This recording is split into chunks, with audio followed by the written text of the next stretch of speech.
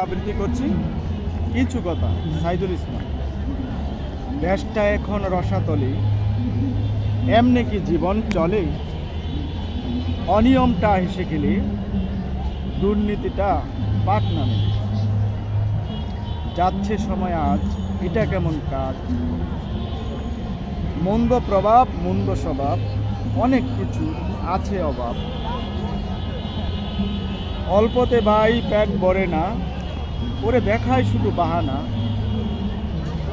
আবার পরের করে ক্ষতি করে, যেথায় চলছে জীবন ঘরে ঘরে।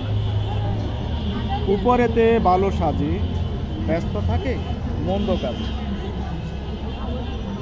দেখতে যেন অনেক ভালো, ভিতরেতে ভীষণ কালো। চামচ মুখেই চামচামিতে, দিনে রাতে উঠছে মেতে।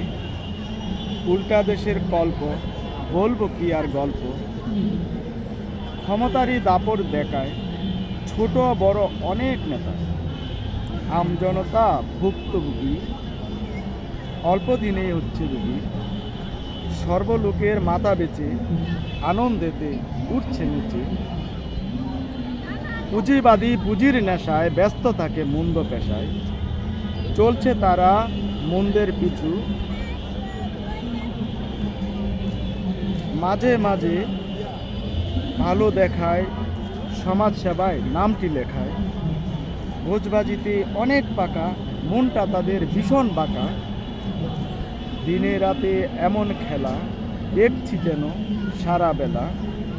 লিখলাম তাই কিছু কথা, এই তো বেশ যথাযথ। আসসালামু আলাইকুম। অন্ধকারের একজন আলোকিত মানুষ, নারায়ণগঞ্জের কবি সাইদুল ইসলাম।